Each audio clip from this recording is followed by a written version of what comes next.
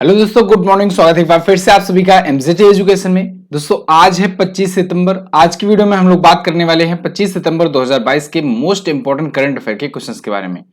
पूरी वीडियो ध्यान से देखिएगा, पूरी वीडियो डिटेल में आपको समझाई गई है। और अगर वीडियो पसंद आए तो इसको लाइक और शेयर करना मत भूलना। चैनल पर नए आए हो, चैनल को सब्सक्राइब कर लो, बेल आइकन को प्रेस कर लेना, जिससे आने वाली वीडियोज का नोटिफिकेशन आप तक पहुंचता रहे। इसकी पीडीएफ और क्विज आपको एमजेटी ऐप पर मिल जाएगी, तो आप वहां से रोजाना की तरह सॉल्व कर सकते हैं, बिल्कुल free of cost. Quickly revision करेंगे कल के करंट अफेयर का, उसके बाद आज के करंट अफेयर की तरफ बढ़ेंगे। अंतर्राष्ट्रीय सांकेतिक भाषा दिवस 23 सितंबर को मनाया गया। अभी हाल ही में आरईसी को महारत्न कंपनी का दर्जा मिल गया है। आरईसी का मतलब होता है rural electrification corporation of India limited. ठीक है। नागालैंड अभी स्वयं की स्वास्थ्य बीमा योजना शुरू करने की घोषणा किया है। नाम होगा इसका सीएम हिज। ठीक है, यानी कि chief minister health insurance scheme. Uttar Pradesh राज्य की विधानसभा ने महिला विधायकों के लिए एक दिन का सत्र आरक्षित कर दिया है। भारत और अमेरिका के बीच में संयुक्त सैन्य अभ्यास अभ्यास 01 आयोजित हुआ है। ये चेन्नई में आयोजित हुआ है। ये दोनों के कोस्ट गार्ड के बीच में हुआ है, यानी अमेरिका और भारत के कोस्ट गार्ड्स के बीच में हुआ है अभ्यास। मैक्स लाइफ इंश्योरेंस ने रोहित शर्मा और उनकी पत्नी रितिका सचदेव को बनाया है अपना ब्रांड एम्बेसडर। और वहीं भरत लाल भारत सरकार के अब राष्ट्रीय सुशासन केंद्र के महानिदेशक होंगे। केंद्रीय वित्त मंत्री निर्मला सीतारमण जी ने ई लर्निंग प्लेटफॉर्म भारत विद्या लॉन्च किया। भारतीय नौसेना ने निस्तार और निपुण नाम से 2 डाइविंग सपोर्ट वेसल को लॉन्च किया हुआ है। और अभी हाल ही में आईबीएससी त्रिपक्षीय मंत्री स्तर आयोग की बैठक की अध्यक्षता डॉक्टर एस जयशंकर प्रसाद जी ने की, जो कि हमारे विदेश मंत्री हैं। ये टॉप 10 करंट अफेयर के क्वेश्चंस थे कल की वीडियो से, जिनका आप क्विकली रिवीजन कर चुके हैं। अब हम लोग आज के करंट अफेयर को पढ़ेंगे। तो चलिए देखते हैं आज का पहला क्वेश्चन। हाल ही में राष्ट्रीय सिनेमा दिवस कब मनाया गया? तो राष्ट्रीय सिनेमा दिवस दोस्तों 23 सितंबर को मनाया गया इस बार। ये 16 सितंबर को इससे पहले मनाया जाता था, लेकिन इस बार 23 सितंबर को मनाया गया राष्ट्रीय सिनेमा दिवस, या कहें नेशनल सिनेमा डे। इस बार इंपॉर्टेंट ये था कि सिनेमा दिवस के अवसर पर हर एक सिनेमा हॉल में दोस्तों मूवी टिकट का रेट 75 रुपए किया गया था। 75 रुपए क्यों? क्योंकि हम लोग आजादी के 75 साल पूरे कर चुके हैं। तो आजादी के 75 साल पूरे करने के अवसर पर हर प्रकार के टिकट को 23 सितंबर के दिन 75 रुपए में दिया गया। और आप में से भी बहुत सारे लोगों ने इसका फायदा भी उठाया होगा। ठीक है, नेशनल सिनेमा दिवस के दिन जाकर के मूवी देख करके। तो फिलहाल मल्टीप्लेक्स एसोसिएशन ऑफ इंडिया के द्वारा इसकी घोषणा करी गई थी। अभी कल की ही वीडियो में आपको सितंबर मंथ के सभी महत्वपूर्ण दिवस को रिवाइज कराया गया था। आज आपकी बारी है। कमेंट बॉक्स में लिख डालो कि कौन सा दिवस कब मनाया गया सितंबर महीने में। देखते हैं आपको कितना याद है। ठीक है, उसके बाद अगले दिन मेरी बारी होगी, मैं बताऊंगा। हाल ही में आईसीएमआर का नया महानिदेशक किसे नियुक्त किया गया है? आईसीएमआर के नए महानिदेशक बन गए हैं दोस्तों डॉक्टर राजीव बहल। यहाँ पर आप देख पाओगे आर्टिकल है, doctor Rajeev Bahl appointed as director general of ICMR. ICMR यानी Indian council of medical research. ये इसके 3 सालों के लिए बनाए गए हैं। ठीक है, 3 सालों के लिए अपॉइंट किए गए हैं इसके महानिदेशक। इनको जिनेवा में विश्व स्वास्थ्य संगठन में कार्य करने का अनुभव भी है। वहां पर अभी तक ये काम कर रहे थे डब्ल्यूएचओ में, और अब ये आईसीएमआर के महानिदेशक होंगे। ओके, आईसीएमआर की स्थापना दोस्तों हुई थी 1911 में। इसको आईसीएमआर का क्या रूप दिया गया, यानी इसका रिनेम किया गया 1949 में। नई दिल्ली में हेडक्वार्टर है, और बलराम भार्गव जी अभी तक थे। ठीक है, अब नए नियुक्त हो चुके हैं डॉक्टर राजीव बहल। ओके, अगला, किस राज्य सरकार ने हमर बेटी हमार मान अभियान शुरू किया? तो अभी हाल ही में छत्तीसगढ़ राज्य सरकार ने हमर बेटी हमर अभियान नाम से एक नया अभियान शुरू किया है। ये जो लड़कियां हैं या महिलाएं हैं, उनके सपोर्ट में, उनको जागरूक करने के लिए और उनको एक प्रकार से शिक्षित करने के लिए ये है, उनकी सेफ्टी के लिए। तो हमर बेटी हमर मान अभियान है एक प्रकार से। ये एक ऐसा अभियान होगा जिससे परामर्श दिया जाएगा, प्रशिक्षण दिया जाएगा और पराक्रम भी प्रोवाइड किया जाएगा। ठीक है, तो ये छत्तीसगढ़ सरकार का अभियान है, और इसके तहत लड़कियों को सिखाया जाएगा, बताया जाएगा कि उनके कानूनी अधिकार क्या हैं, क्या क्या उनको कानूनी राइट्स मिलते हैं, गुड टच बैड टच क्या होता है, यौन अपराधों सहित बहुत सारे विषयों के बारे में इनको सिखाया जाएगा, सशक्त बनाया जाएगा। तो छत्तीसगढ़ राज्य सरकार की ये योजना है। अब छत्तीसगढ़ आया है, तो छत्तीसगढ़ को आप मैप में देख पाओगे, यहाँ पर है छत्तीसगढ़। ये अपना बॉर्डर शेयर करता है झारखंड से, मध्य प्रदेश से और उत्तर प्रदेश से भी, उड़ीसा से भी, इसके अलावा तेलंगाना से भी और थोड़ा सा ये आंध्र प्रदेश से भी अपना बॉर्डर शेयर करता है और महाराष्ट्र से भी शेयर करता है। छत्तीसगढ़ के सीएम है भूपेश बघेल जी, ये कांग्रेस पार्टी से हैं। अनसुईया उइके यहाँ की हैं गवर्नर। ओके, छत्तीसगढ़ के रिलेटेड भी पॉइंट का रिवीजन जरूरी है जो करंट अफेयर से आए हुए थे। छत्तीसगढ़ के सीएम भूपेश बघेल ने दोस्तों अभी 2+3 नए जिलों का उद्घाटन किया। तो टोटल जिलों की संख्या यहाँ पर 33 हो गई है। एक बार इन्होंने 3 नए जिले लॉन्च किए, फिर एक बार इन्होंने 2 नए जिले लॉन्च किए। टोटल जिलों की संख्या अब इनके यहाँ पर 33 हो गई है। इससे पहले इन्होंने 300 ग्रामीण औद्योगिक पार्क स्थापित करने की घोषणा करी हुई थी। छत्तीसगढ़ सरकार ने ही अनुसूचित क्षेत्रों में पंचायत अधिकारों को विस्तारित किया था। और अभी महतारी न्याय रथ यात्रा भी इन्होंने ही शुरू करी थी। महतारी न्याय रथ यात्रा छत्तीसगढ़ की ही योजना है। ठीक है, एक अभियान था, एक यात्रा टाइप का था। इसके अलावा अभी 53वां जो प्रस्तावित टाइगर रिजर्व है गुरु घासीदास नेशनल पार्क, वो यहीं पर स्थित है। इसके अलावा नेशनल पार्क में Indravati national park, Barnawapara national park, ये सब तो यहाँ पर है ही है। मुख्यमंत्री मितान योजना, ये भी छत्तीसगढ़ की ही योजना है। मुख्यमंत्री मितान योजना याद रखिएगा, ये क्वेश्चन पूछा भी गया था अभी। अगला क्वेश्चन है, वर्ष 2023 में आईसीसी वर्ल्ड टेस्ट चैंपियनशिप का फाइनल मैच कहां पर खेला जाएगा? तो दोस्तों 2023 में जो आईसीसी का वर्ल्ड टेस्ट चैंपियनशिप होने वाला है, इसका फाइनल मैच ओवल में खेला जाना है। अभी हाल ही में आईसीसी ने वर्ल्ड टेस्ट चैंपियनशिप, जिसे WTC के नाम से भी हम लोग शॉर्ट फॉर्म में जानते हैं, इसके 2023 के संस्करण और 2025 के संस्करण, इसका फाइनल कहां कहां पर होना है, इसको पहले से ही अनाउंस कर दिया है और फिक्स कर दिया है। तो 2023 वाला जो होगा ये ओवल में खेला जाएगा और वहीं 2025 वाला जो फाइनल होगा ये लॉर्ड्स में खेला जाना प्रस्तावित है। ठीक है, तो 2025 का होगा लॉर्ड्स में और 2023 का फाइनल मैच होगा ओवल में। ठीक है, ये फाइनल मैच होगा, ध्यान रखिएगा। वर्ल्ड टेस्ट चैंपियनशिप ये लगभग 2-2 साल तक चलने वाला ये ट्रॉफी है। अभी आपने देखा, अभी अब तक एक ही संस्करण हालांकि हो पाया है क्योंकि कोविड भी आ गया था तो बीच में और नहीं हो पाया। तो अभी तक एक ही इसकी हो चुकी है वर्ल्ड टेस्ट चैंपियनशिप ट्रॉफी। ठीक है, तो ये एक वर्ल्ड कप टाइप का ही है, बस इसमें टेस्ट फॉर्मेट में ये होता है, यानी कि टेस्ट क्रिकेट के लिए होता है। जैसे कि आप देखते हो ओडीआई वर्ल्ड कप होता है तो वो वनडे के लिए होता है, T20 वर्ल्ड कप होता है वो 20-20 ओवर के लिए होता है, ऐसे ये टेस्ट का वर्ल्ड कप है। तो 2 साल इसको लग जाते हैं पूरा का पूरा कंप्लीट होने में।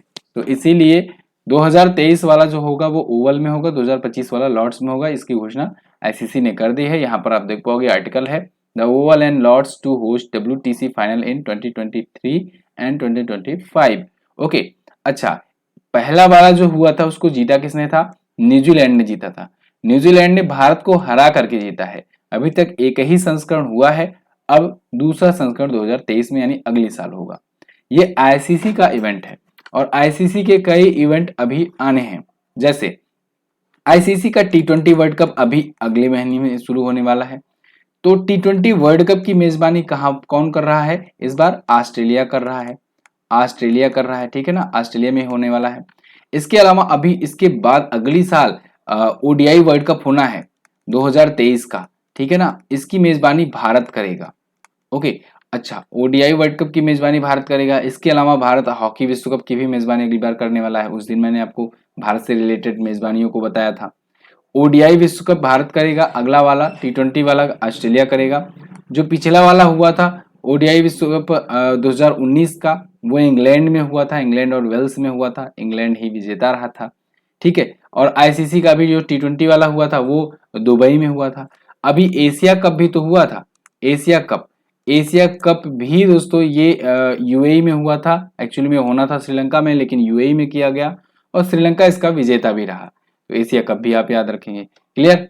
आईसीसी के बारे में अगर वैसे बात करें तो इंटरनेशनल क्रिकेट काउंसिल होता है, 1909 में स्थापना हुई थी। ग्रेग बार्कले इसके अध्यक्ष हैं, जियोफ एलार्डिस इसके सीईओ हैं और इसका हेडक्वार्टर दुबई में है। अगला, किस राज्य सरकार ने नवजात बच्चों की मौत को रोकने के लिए पोर्टेबल उपकरण सांस का उपयोग करने का फैसला लिया? तो दोस्तों असम राज्य सरकार ने घोषणा करी है कि नवजात बच्चों की मौत को रोकने के लिए अब सांस का उपयोग किया जाए, जो कि एक पोर्टेबल एक डिवाइस है। ठीक है, ये कैसे होती है? ये इस प्रकार से होती है, जो एक प्रकार से ऑक्सीजन की कमी से जूझ रहे जो बच्चे होते हैं, जो नवजात शिशु होते हैं, उनको ऑक्सीजन सप्लाई करने में ये मदद करती है। तो ये कॉन्टिन्यूसली पॉजिटिव एयर प्रेशर के थ्रू, ये CPAP के थ्रू दोस्तों ये प्रोवाइड करती रहती है लगातार ऑक्सीजन, ठीक है, जिससे बच्चा जो है वो बच जाता है। तो बच्चों की मृत्यु दर में कमी करने के लिए ये एयर प्रेशर मशीन सांस का उपयोग करने की घोषणा असम राज्य सरकार ने करी है। इसको बनाया किसने है? इनएक्सेल टेक्नोलॉजीज स्टार्टअप के द्वारा ये बनाया गया है। तो portable neonatal continuous positive air pressure ये सिस्टम के तहत काम करता है। हाल ही में किस केंद्र शासित प्रदेश ने बैंकिंग परिचालन का 100% डिजिटलीकरण हासिल कर लिया है? यानी कि उस केंद्र शासित प्रदेश का, उस जिले का बैंकिंग परिचालन जो है 100% डिजिटलीकृत हो गया है। तो लद्दाख में ऐसा हुआ है। लद्दाख की राजधानी लेह जो है, लेह में जितनी भी बैंकें हैं वो 100% डिजिटलाइज्ड हो गई हैं। तो यहाँ पर आप आर्टिकल लिख पाओगे, Leh achieve 100% digitalize of banking operations. तो लेह में, जो कि लद्दाख की राजधानी, वहां पर जितनी भी बैंकें हैं वो 100% अब डिजिटाइज हो गई हैं। बैंकिंग ऑपरेशंस जो भी होगा वो डिजिटल होगा, और ये पिछले 1 सालों में ही हुआ है। पिछले 1 साल में ही ये सभी ऑपरेटिंग बैंक को डिजिटलाइज कर दिया है। लेह दोस्तों 3500 मीटर की ऊंचाई पर स्थित है, आपको सबको पता है। लद्दाख की राजधानी है। लद्दाख के उपराज्यपाल हैं राधा कृष्ण माथुर जी। अगला, हाल ही में कहां पर भारत का पहला हिमस्खलन निगरानी रडार स्थापित किया गया? तो भारत का पहला हिमस्खलन निगरानी रडार दोस्तों सिक्किम में स्थापित किया गया है। ये हिमस्खलन की जानकारी देगा, ठीक है, इसके बारे में अवेयर करेगा। अब इससे क्या होगा? इससे जो पर्यटक होंगे या फिर जो सेना के जो कर्मी होंगे, ठीक है, जो सिक्योरिटी होंगे, उनको मदद मिल पाएगी बचने में, हिमस्खलन से बचने में। क्योंकि हिमस्खलन जो होता है ना, तो फिर वो पर्यटकों को भी नुकसान पहुंचाता है, जो वहां पर जो ड्यूटी कर रहे होते हैं, जो सैन्य कर्मी होते हैं, उनको भी नुकसान पहुंचाता है, उनके भी जान की खतरा होती है। बहुत सारे दोस्तों इक्विपमेंट भी तहस नहस हो जाते हैं। तो ऐसे में एक पहला एक ऐसा किया गया है एवलांचे मॉनिटरिंग रडार विकसित, जिससे पहले ही ये पता लग जाएगा कि कहां पर हिमस्खलन हुआ है या फिर होने वाला है आने वाले समय में। तो ये मात्र 3 सेकंड में ही अवेयर कर देगा, और उसके बाद सायरन टाइप का लगा हुआ है, लोगों को एक प्रकार से निगरानी सूचना पहुंच जाएगी, चेतावनी पहुंच जाएगी। तो अपनी तरीके का ये भारत का पहला रडार है, और अब आगे चल करके देखेंगे आप कि यही उत्तराखंड में भी बन जाएगा, लगा दिया जाएगा, लद्दाख में और भी अन्य ऐसे पहाड़ी इलाकों में ये स्टेब्लिश कर दिया जाएगा। तो अभी सिक्किम में पहली बार ये लगाया गया है, भारत का पहला हिमस्खलन निगरानी रडार। ये भूस्खलन का भी पता लगाता है, तो भूस्खलन को भी ये बताएगा। तो यानी कि उत्तराखंड में भी इसका यूज ज्यादा होने वाला है। ओके, उत्तराखंड में आपको पता है होगा कि भूस्खलन की समस्या बहुत आती है, ठीक है। हिमस्खलन भूस्खलन बेसिकली सेम ही चीज है, बस समझ लो आप कि एक होता है पहाड़ जो बर्फ का होता है, वो अगर खिसके तो हिमस्खलन हो गया, और एक पहाड़ पर्वत अगर समझ लो कि जमीन का है, अगर उसमें कोई स्खलन होता है, स्खलन मतलब टूट करके हिस्सा गिरना, तो फिर वो भूस्खलन हो गया। ओके, अब सिक्किम आया है। सिक्किम देखोगे आप मैप में है कहां पर? यहां पर है सिक्किम। सिक्किम में ही मैंने आपको बताया था कि भारत में सबसे ऊंची चोटी कंचनजंगा जो है, कंचनजंगा जो है ये सिक्किम में ही स्थित है। और यहाँ पर पीओके के पास दोस्तों K2 है, K2 जिसे हम लोग गाडविन ऑस्टिन कहते हैं। और नेपाल में आपको पता है कि क्या है? नेपाल में है अपना माउंट एवरेस्ट, ठीक है, माउंट एवरेस्ट। अब देखो, माउंट एवरेस्ट जो है ये दुनिया की सबसे ऊंची चोटी है। K2 गाडविन ऑस्टिन जो है ये दुनिया की दूसरी सबसे ऊंची चोटी है, और कंचनजंगा जो है ये दुनिया की तीसरी सबसे ऊंची चोटी है। लेकिन अगर आपसे पूछा जाए कि भारत की सबसे ऊंची चोटी कौन सी है, तो भारत की सबसे ऊंची चोटी K2 है, गाडविन ऑस्टिन। लेकिन अगर पूछा जाए कि भारत में सबसे ऊंची चोटी कौन है, तब आप बताएंगे कंचनजंगा। कारण यह है कि ये K2 जो पड़ता है ना, ये पीओके में पड़ जाता है, ठीक है, पाक ऑक्युपाइड कश्मीर में पड़ जाता है। तो अभी पीओके जो है अपने भारत में हिस्सा नहीं है, इस वजह से हम लोग कहते हैं कि भारत का तो है लेकिन भारत में नहीं है। ओके, फिलहाल प्रेम सिंह तमांग सिक्किम क्रांतिकारी मोर्चा पार्टी से यहाँ के मुख्यमंत्री हैं। पार्टी का नाम याद रखना है, सिक्किम क्रांतिकारी मोर्चा पार्टी। गंगा प्रसाद यहाँ के हैं गवर्नर। और ये 2 क्लासेस लाइव चलाई जाती हैं डेली 11 AM पर इकोनॉमिक की। इसके अलावा शाम को डेली 7 PM पर होता है GS महासंग्राम, जिसमें मिक्स क्वेश्चन लाए जाते हैं आपके लिए। ये आपके आने वाले सभी एग्जाम्स के लिए बहुत ही महत्वपूर्ण है। दोनों ही क्लास को आप लोग ज्वाइन किया करो, और ये चलता है मंडे टू सैटरडे। तो आज संडे है तो आज ये क्लास नहीं रहेगी। वर्ल्ड बैंक ने किस राज्य को स्वास्थ्य क्षेत्र के लिए 350 मिलियन ऋण को मंजूरी दी है? तो वर्ल्ड बैंक ने दोस्तों 350 मिलियन के ऋण को मंजूरी दी है गुजरात को। ये काफी दिनों से चर्चे में भी था, एक बार और मैंने ये क्वेश्चन कवर किया हुआ है और लगभग 1 महीने हो गए। तो यहाँ पर क्या हुआ था कि गुजरात को 350 मिलियन के लिए लोन चाहिए था वर्ल्ड बैंक से, हेल्थ सेक्टर को इम्प्रूव करने के लिए। तो अब मंजूरी मिल चुकी है वर्ल्ड बैंक की, अब गुजरात को विश्व बैंक से मिलेगा ये। अब इसका यूज वो किशोर लड़कियों को भी सशक्त करने और उनको होने वाले रोगों की निगरानी करने और उसमें सुधार करने में के लिए ये फोकस्ड होगा। साथ ही साथ अन्य रोगों की निगरानी के लिए ये काम में आएगा, यानी स्वास्थ्य क्षेत्र के लिए आएगा काम में गुजरात को। ठीक है, तो देखो कभी कभी क्या होता है, लोन दिया जाता है रोड या ट्रांसपोर्ट सिस्टम को या इंफ्रास्ट्रक्चर सिस्टम को बिल्ड करने के लिए, कभी कभी स्वास्थ्य क्षेत्र के लिए, कभी कभी गरीबी मिटाने के लिए, पोषण के लिए, तो अलग अलग कारणों से भी दिया जाता है।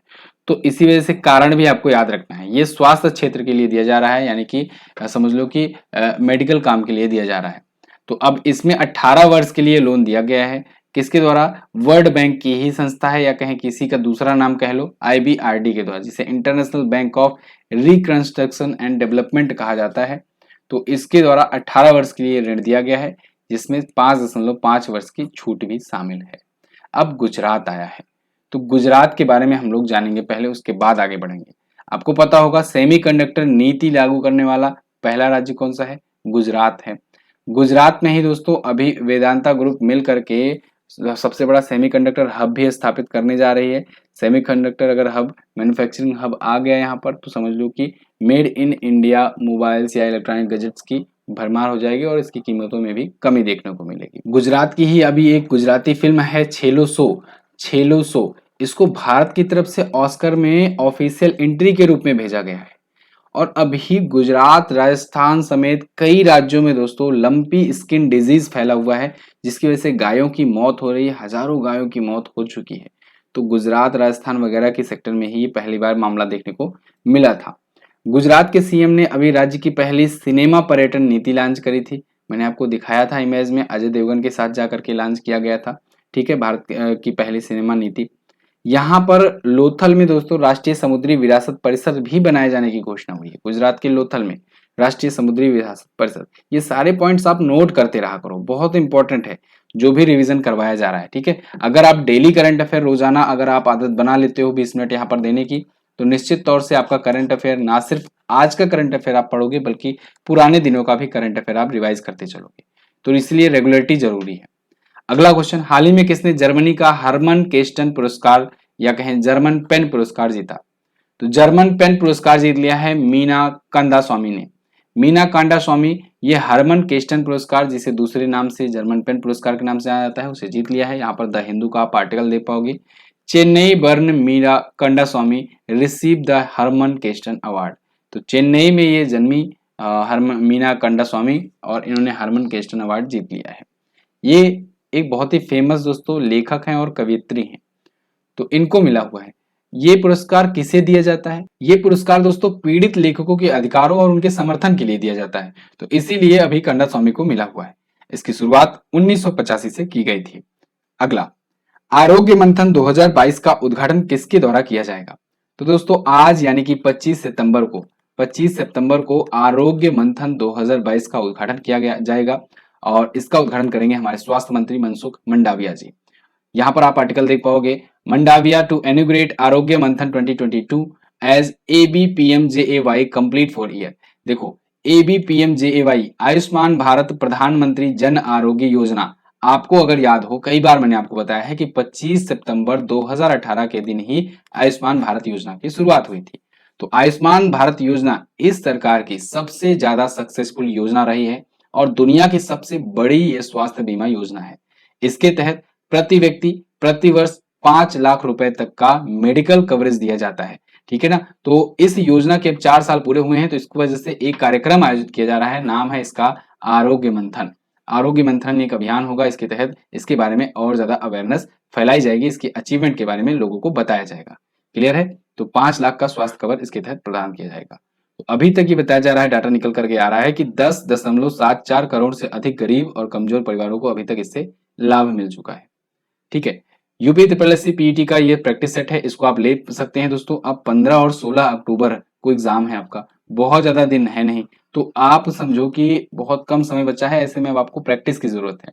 ठीक है, तो 20 प्रैक्टिस सेट और 2 प्रीवियस ईयर में जो एग्जाम हुआ था उसका सेट, दोनों आपके लिए प्रोवाइड किया जा रहा है मात्र 49 रेट्स में। इसको आप ले सकते हो। इस ई बुक में आपको एक्स्ट्रा पॉइंट्स भी दिए गए हैं जिनको आपको लास्ट टाइम पर पढ़ करके जाना होता है, तो इसको भी आप तैयार कर सकते हो। तो आप ये ई बुक एमजेटी ऐप से ले सकते हो। इसके अलावा यूपीआई पर आप इस व्हाट्सएप पर कमेंट करके मैसेज करके यूपीआई के थ्रू भी ले सकते हो।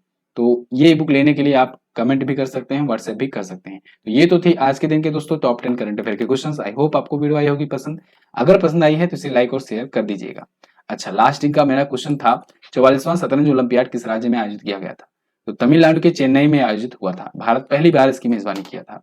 पीएम केयर फंड की शुरुआत 2020 में हुई थी 27 मार्च को। ठीक है, 27 मार्च को हुई थी और अभी इसके लिए ट्रस्टी भी नियुक्त किया गया है 3 लोगों को, जिसमें रतन टाटा जी भी शामिल हैं।